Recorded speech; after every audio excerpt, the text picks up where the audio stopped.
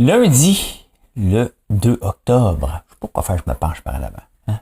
Quand je vous parle de la journée. Bienvenue en prenant votre café. Mon nom est François Lambert, comme ils disent les présentateurs de nouvelles. Des fois que vous êtes sur François Lambert. C'est pas comme si vous êtes en train de pitonner. Hein? Les pilotes d'Air Canada, c'est quelqu'un qui m'a envoyé ça. J'ai fouillé un petit peu pour parler de ça. Projet de loi C11, vous savez pas c'est quoi? On va vous en parler. Ben, il est passé. Une certification, hein, sans intelligence artificielle pour les photos. On va parler de ça. Les tournages à Montréal. Oh, l'indice de cyclisme. Comment ça se fait que Valérie Plante n'a pas parlé de ça? On va vous en parler avant elle. Le Pumpkin Spice a 20 ans. Quoi d'autre? Ah, du miel au Yukon. Intéressant. Bon, on passe ça.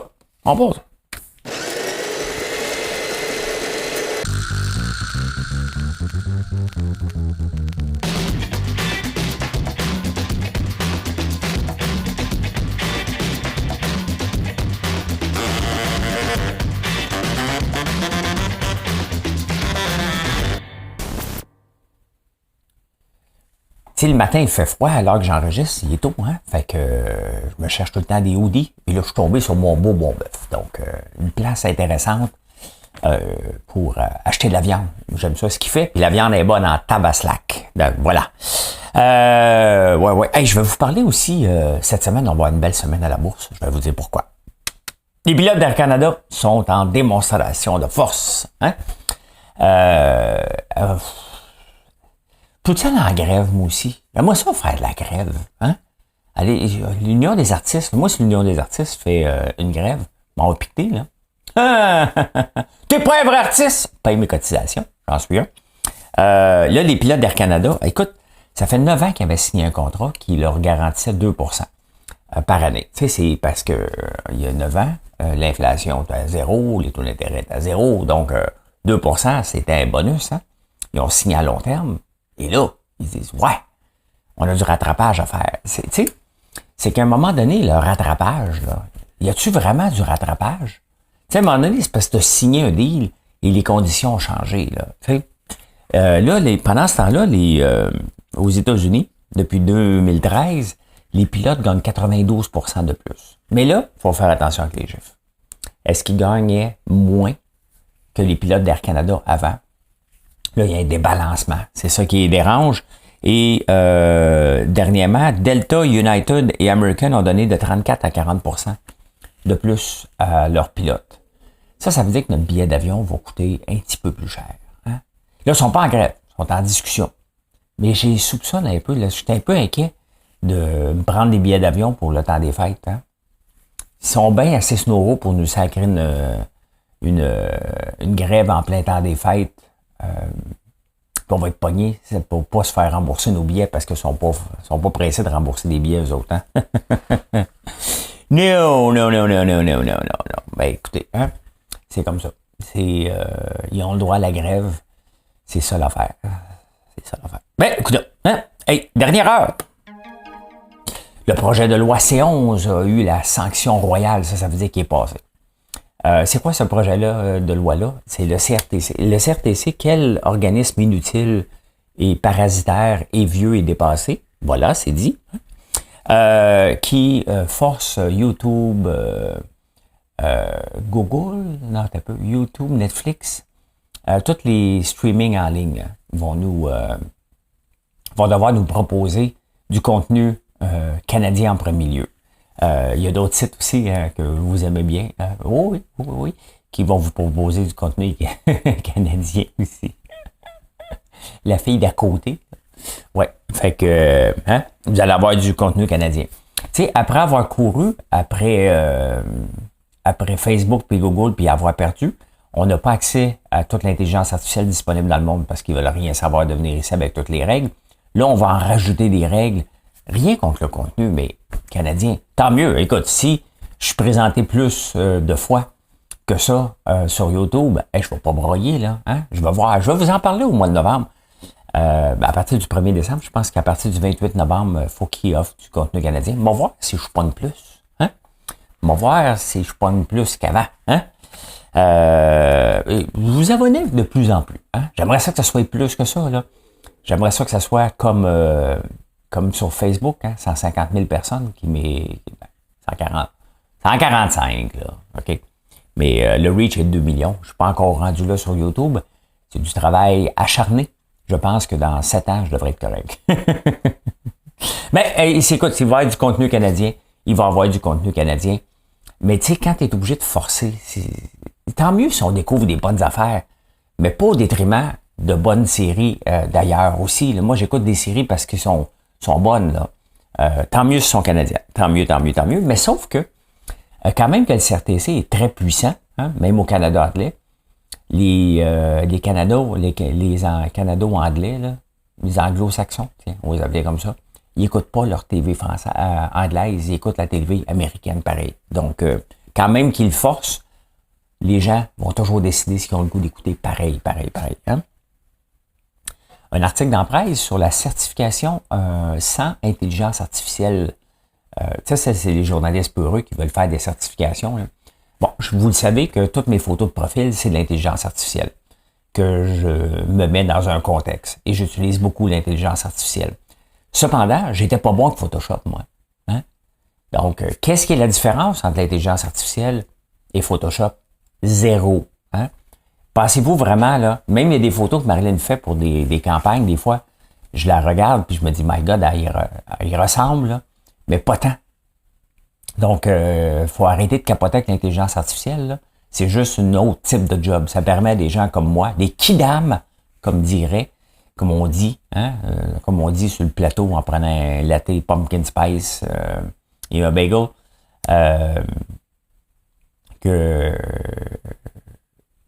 voyons, tabarnouche, un kidam, je suis en train de niaiser que... tu sais, il faudrait aussi faire des photos certifiées, sans Photoshop et sans maquillage. Là, si on fait ça, on pourrait dire, OK, parfait. Donc, ça revient à une photo iPhone. D'ailleurs, aux États-Unis, je pense en Europe, ils demandent d'enlever les filtres lorsqu'on fait de la pub pour mettons, notre sérum. Mettons qu'il y a une influenceuse qui voudrait parler de notre sérum, il faudrait qu'elle enlève le filtre. Hein? Voilà. Je dis une influenceuse, mais vous savez qu'un sérum, c'est aussi bon pour les hommes. On pense pas, hein? On pense pas, les gars, à faire notre toilette de beauté. Mais moi, j'y pense parce que j'en ai des produits. Puis j'essaie de me garder la peau la plus jeune possible, hein, tout en vieillissant, d'avoir l'air le plus jeune sans aide. Hein. Des fois, je me tenterais de me mettre du Botox dans le front, parce que des fois, surtout quand je suis vraiment concentré, là, vraiment, j'ai une corne, là, hein, je suis vraiment comme ça, penché, là, ceux qui ne le voient pas, là. Même Gaël, le fils de Marilyn, l'autre jour, il dit, c'est quoi t'as dans le front? J'étais vraiment en train de penser, j'étais comme ça, j'étais coincé. Donc, un jour, peut-être que je vais l'essayer, vous allez me voir, moi, demain. Hello! Ben, ça va. En autant que mes yeux restent à la même place. J'ai déjà les yeux croches, là, s'il fallait que je change de place à cause du Botox. Ça irait pas bien. Ah ben écoute, je vous le dis avant Valérie Plante. Non, faut être fier. Hein? Faut être fier, je comprends pas qu'elle l'a pas dit, ou je l'ai manqué. Savez-vous que le Canada a la plus grande augmentation de l'indice de cyclisme au monde? Elle va sûrement dire que c'est toute elle à Montréal, là. Mais c'est le Canada, l'Irlande, la Finlande et la France, Belgique. La pire, hein? Les pires, c'est les Italiens, les Portugais puis les Anglais. Les Anglais d'Angleterre. En Italie, hein, ils ont slacké à pédale en maudit sur le cyclisme. Mais ils font beaucoup de trottinettes que j'ai vu, moi. Mais le Canada, on est premier. Hein? Checkez bien ça. Je ne sais pas si elle va en parler. C'est-tu nouveau, cet article-là? Je suis tombé là-dessus, je ne sais pas où. 17 juillet 2023, puis elle n'a pas parlé encore. J'étais peut-être en vacances quand elle en a parlé. Ben écoute, hein, on s'en va justement au Québec.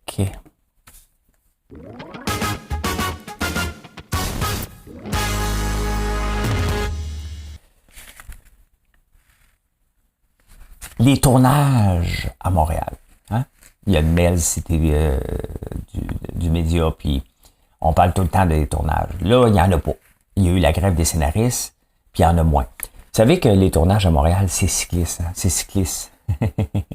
C'est cyclique. Hein? Un petit mot de différence. Hein? Cycliste, cyclisme, cyclique. Ça n'a même pas rapport. On a acheté, mon cousin et moi, à Saint-Jérôme, ça fait 6 ans, avant même que je me lance en affaires avec François Lambert, donc en 2017, probablement. 2017. Et avant d'acheter à Saint-Jérôme, on avait fait le tour. Tu sais, j'avais dit à mon cousin, voici un budget, puis on va regarder qu'est-ce qu'on peut acheter ensemble. Tu sais. Et on avait été voir justement une compagnie de location de roulottes Star System. Et quand on est allé voir en 2017, c'est justement, il n'y en avait pas beaucoup. Fait que les roulottes étaient parquées solides un peu partout. Là, je me disais, tabarnak, il faut avoir des contacts là-dedans. Donc, on a laissé tomber, ça aurait été le fun. Hein. Ça paraissait jet set. Bon, on n'avait pas les contacts là-dedans, puis j'aime pas les business qui sont trop cyclistes. Qui sont trop cycliques. Hein? J'aime ça, une stabilité. Okay? Donc, on a laissé tomber. Mais c'était le cas en 2017, là, c'est le cas aujourd'hui. Et c'est comme ça, c'est une industrie qui a des cycles, tout simplement. Ça marche bien, on donne des subventions, il y a beaucoup de tournages, et on vient ici parce qu'il y a eu un lobby, puis un bon film qui est venu ici, le mot se passe, oups, on s'en va ailleurs, il y a des subventions, ça tourne comme ça constamment. Donc là, il présente ça comme une catastrophe. C'est toujours une catastrophe pour celui qui est dedans, mais c'est ça une industrie qui a des cycles. Hein? Voilà. Hey, la patience en autobus, prenez-vous l'autobus pour vous promener dans la province? C'est sûr qu'on ne le prendra pas. Partir de Bécomo, aller à Montréal, 11 heures. Si tu t'en vas de Matane à Chicoutimi, je ne sais pas pourquoi tu partirais de Matane pour aller à Chicoutimi, mais admettons, là, tu en as pour 26 heures. Hein? De Val-d'Or à Québec, encore là, je ne sais pas ce que tu ferais à tous les jours Val-d'Or, Québec, mais admettons que ça te tenterait, 12 heures de route. C'est sûr que c'est des trajets atypiques, mais il y a de moins en moins d'autobus. Et quand j'étais jeune, il y avait l'autobus voyageur. Mon cousin le prenait. Il y avait le train avant. Hein? Il prenait le train de Montréal, allait à Montebello. Mon père allait le chercher. Et après ça, il a pris l'autobus voyageur. J'ai pris l'autobus voyageur une fois de temps en temps aussi. Là, maintenant, ça marche pas. C'est trop long. Il y a des autobus pas chers aussi, sur 2 étages. Je me souviens pas du nom. Mais parce qu'avant, il prenait sur boulevard Saint-Antoine, rue Saint-Antoine. Mes bureaux étaient là, donc je voyais toujours les autobus. Je le sais pas. Mais il y en a de moins en moins, tout simplement. Hein? Il y en a de moins en moins. Donc, j'ai pas de patience. Hey, hein? De Bécomo à Montréal, c'est pas si pire. De Matane à Chicoutimi. Mais qui fait Matane-Chicoutimi? C'est ça qui est la question. Hein? Ça, c'est une affaire. C'est sûr, c'est arrangé avec Pascal Bérubé. Hein? Il a été consulté et il a dit, je te parle pas si c'est pas Matane dedans. Pas vrai. Pas vrai. J'ai été à Matane. J'adore. Les gens sont adorables aussi. Vous devriez me réinviter. J'aime ça. J'aime ça sortir. Donner des conférences.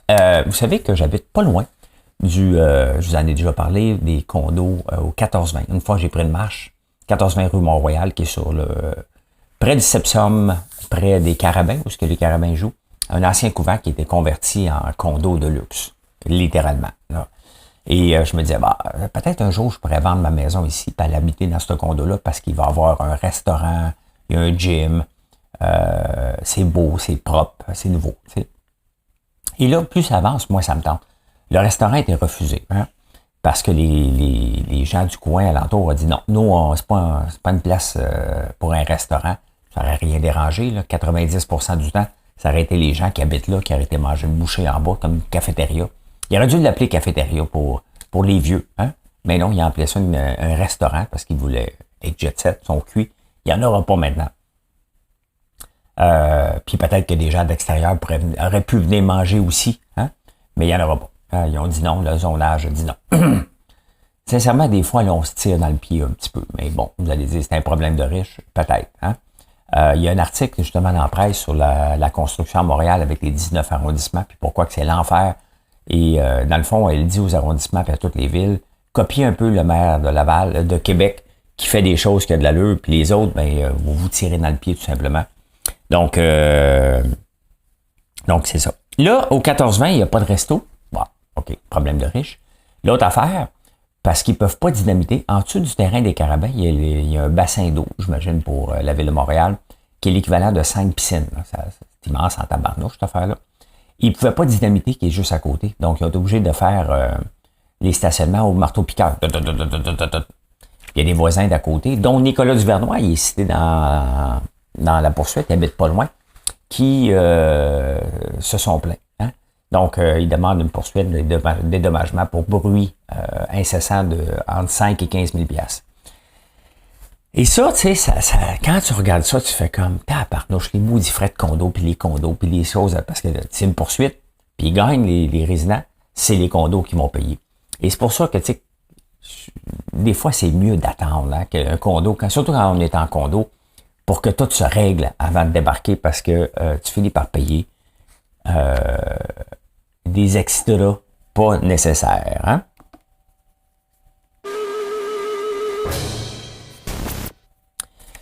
Hey, le pumpkin spice, j'ai pas fait de saveur pumpkin spice. Je fais beaucoup de repas avec la citrouille parce que bon, on élève des citrouilles chez nous. On fait des biscuits à chien, entre autres. Là, on est en train de faire des croque-félins. La recette n'est pas encore finale. Je suis en train de passer à d'autres choses, des produits de beauté avec la citrouille. Toujours chercher à innover avec les produits qu'on développe sur notre terre. Mais le pumpkin spice latte a 20 ans. Hein, c'est Starbucks qui était parti avec ça. Et vous savez que ça n'existait pas avant, hein, le pumpkin spice. C'était pas une odeur, les tartes à la citrouille existent depuis toujours, là. Mais de développer cette saveur-là, pumpkin spice, on a une guimauve maintenant au pumpkin spice. La citrouille n'a pas de goût. Hein, elle a un goût sucré, mais c'est pas égout. Hein. Ça a été inventé, dans le fond, c'est de la muscade, du gingembre et de la cannelle. C'est décevant un peu, là, mais c'est ça pareil. Hein? Donc, on utilise, bien entendu, la citrouille. On s'en vient avec une tartinade de citrouille, justement. Mais c'est ça. Hein? C'est la fausse représentation. C'est un marché quand même hein, qui est parti de zéro dans les Starbucks et qui a fait fureur rapidement, qui vaut maintenant, c'est un marché de 787 millions quand même, juste pour cette saveur-là. Et pas juste pour Starbucks, mais à l'ensemble. C'est près d'1 milliard quand même. Et par comparaison, le peppermint, hein, la menthe poivrée, peppermint, comment on dit ça, peppermint? Comment tu disais les vieux? Ils sont pas là, là. Mais en tout cas, on va s'en venir avec une guimauve pour ça dans le temps de Noël. On va vous faire un beau petit package avec la peppermint. C'est sûr. Hein? Fait que voilà, c'était juste une petite parenthèse.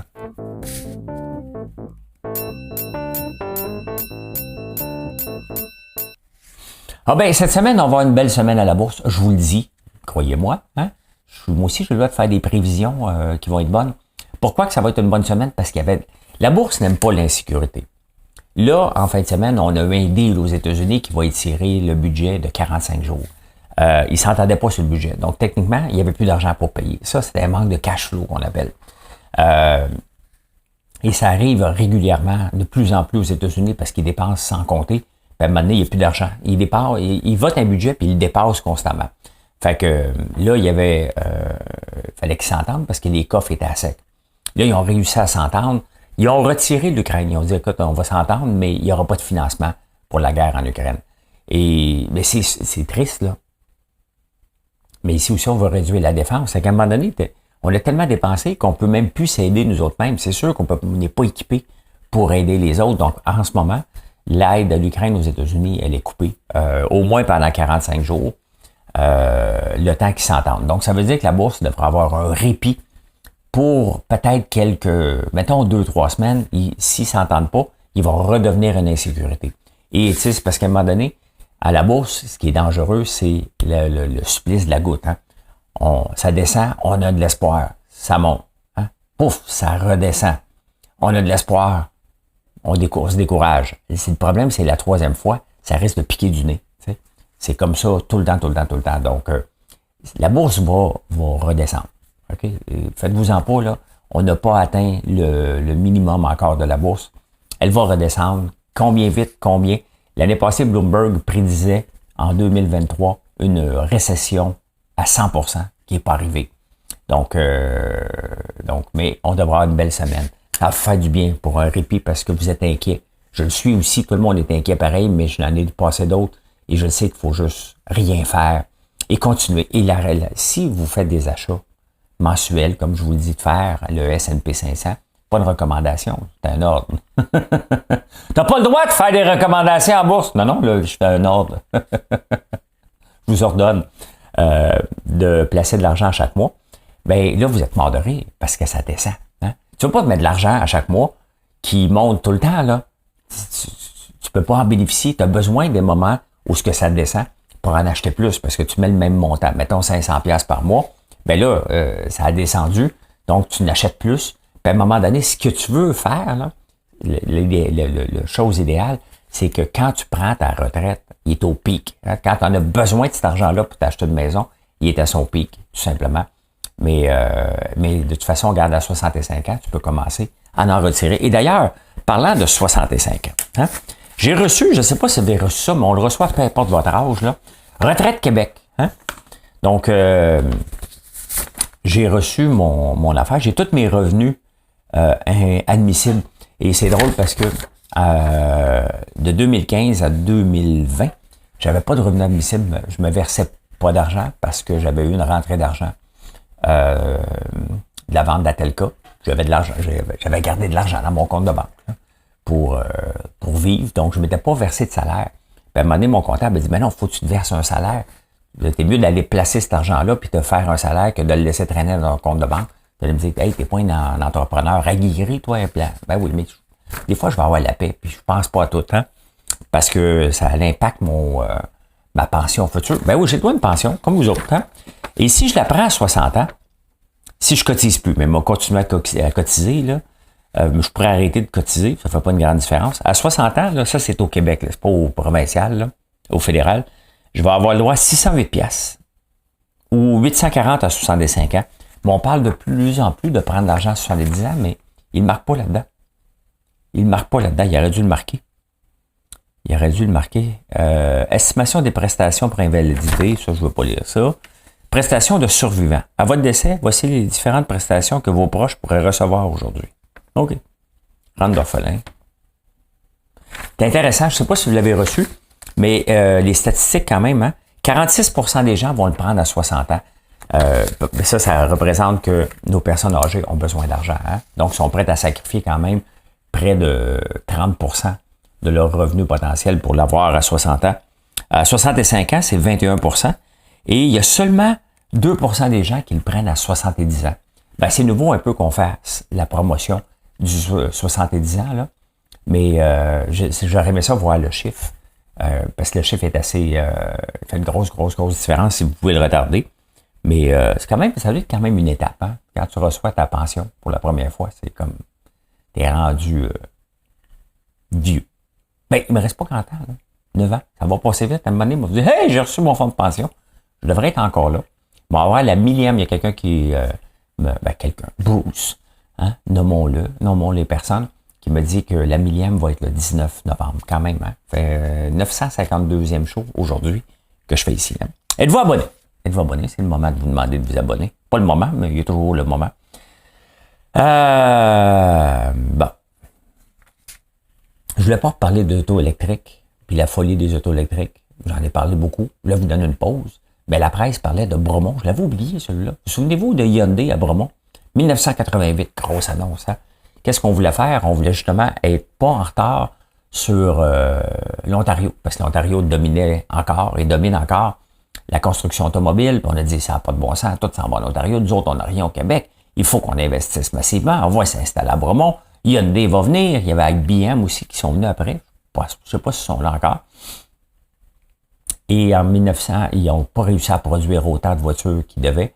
Il y avait eu beaucoup de subventions. Ça a fait patate. On a eu Magnolia. On a eu Bromont. Hyundai. Ça a fait patate. En 1993, ils ont fermé. 88 ouvert, 93 fermé. On se souhaite. Là, je vais être positif parce que là, on a mis trop d'argent pour que je sois juste négatif. Là. Moi, juste pas en parler. Des fois, quand c'est trop négatif, c'est mieux de pas en parler. Mais quand même, les nouvelles sortent, fait que je suis obligé un peu, hein. Fait que... Non, je voulais vous en parler, j'ai oublié quelque chose. Des subventions. Moi, je vous dis tout le temps, si vous dépendez des subventions, vous dépendez d'un gouvernement, hein, de l'humeur d'un gouvernement. Là, on a un gouvernement qui est généreux ici au Québec. Hein. Dans les clauses qu'on donne, même à Nordvolt, on dit, si le gouvernement américain, parce que là, on joue aux plus gros voisins, là, si le gouvernement américain arrête de donner de l'argent, on vous coupe les vies, vous aussi. Fait que ça se peut que Nordvolt soit obligé de fermer parce que l'autre a arrêté de donner. Et Trump est contre les subventions de l'IRA, là. Donc, si Biden se fait battre par Trump, les subventions vont lever les pattes. Pas sûr que c'est bon pour tout l'argent qu'on a mis ici, ou sinon, il faut faire en pomper en tabarnouche, hein. En tabaslac.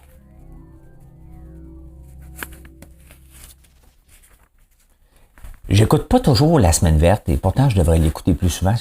Des fois c'est long parce qu'il parle beaucoup de poissons puis ça m'intéresse pas. Mais là je suis tombé sur un reportage du miel au Yukon et ils font du miel spécial. De l'épilope. Je ne connaissais pas. Aux îles de la Madeleine aussi, il y en a de l'épilope. L'épilobe, je ne connaissais pas. C'est une plante rose et la saison du miel au Yukon, ça demande 2 mois. Hein. Donc ça donne un miel qui est très doux. Hein. Pas besoin de terre. Ah, il y avait quelque chose d'intéressant, puis c'est pour ça que je voulais vous glisser un mot aussi. Ici, je vais me déplacer là. Il y avait quelque chose vraiment d'intéressant sur... là, ce qu'on voit, la plante, c'est l'épilobe, mais tu sais, des fois, vous voulez vous lancer en affaires, puis vous cherchez tout le temps. L'apiculture, c'est un monde en besoin, en demande. Hein? On importe quand même beaucoup de miel de la Chine ici, qui on ne sait pas si c'est du miel de sucre ou du miel de fleurs comme on fait ici. Vous savez que vous n'avez pas besoin de terre. Hein? Tu peux avoir des ruches et trouver des terres comme chez nous, comme n'importe qui, pour les mettre. On va toujours dire oui. T'sais, si vous cherchez quelque chose, le point d'entrée pour rentrer en apiculture est pas tellement élevé. Acheter une centrifugeuse, ça coûte pas tellement cher. T'sais, pour moins de 10 000 $, quelqu'un peut se partir en apiculture. Faut que tu aimes les animaux, il faut que tu aimes travailler avec ça. Faut que tu acceptes que tu vas peut-être avoir des pertes à chaque année. Tu vas en avoir. Mais dans le reportage que j'ai vu, très intéressant, que je vais mettre en pratique pour protéger les ruches l'hiver. Il fait très froid, Yukon. Donc, j'ai vu un truc que je trouve franchement très, très intéressant. Voilà. Hein? Donc, hey, au soccer, écoutez-vous des fois des pénalties. Pénalty, c'est quand il tire sur le gardien pied tout seul. Là. Quel côté qu'il devrait tirer? À gauche, à droite ou au centre? Le gardien, il peut pas rester au centre planté comme une dinde, fait qu'il se lance tout le temps à gauche ou à droite.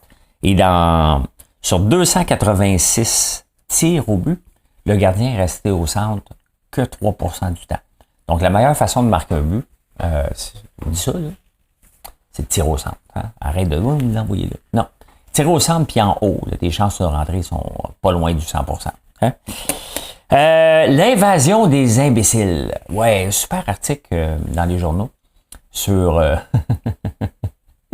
sur les imbéciles comme moi qui vont à Paris et qui vont à la boucherie, la boulangerie moderne où ce qu'Emily Paris a tourné. Et on prend des photos, puis on invade, on est dans le coin des locaux, parce que c'est une place tranquille avant. C'est une petite boulangerie qui était fermée quand j'y étais, mais là, les gens alentours sont plus capables de voir des gens qui viennent voir, puis la saison 3 de Emily Paris que j'attends, hein? Comment ça se fait que c'est pas encore disponible, mais j'ai fait partie des imbéciles qui sont allés là, qui se sont assis sur le parc, puis ont fait une invasion, j'ai oublié le mot, invadé, non, on dit pas ça, hein? Fait une invasion des places. Donc, j'ai fait partie des imbéciles. Les Français nous appellent l'invasion des imbéciles. Je ne sais pas si je suis imbécile, mais je sais que le show est terminé et je vous remercie d'être là. Je vous souhaite une excellente journée et vous pouvez venir nous voir sur françoislambert.one. Bonne journée. Bye.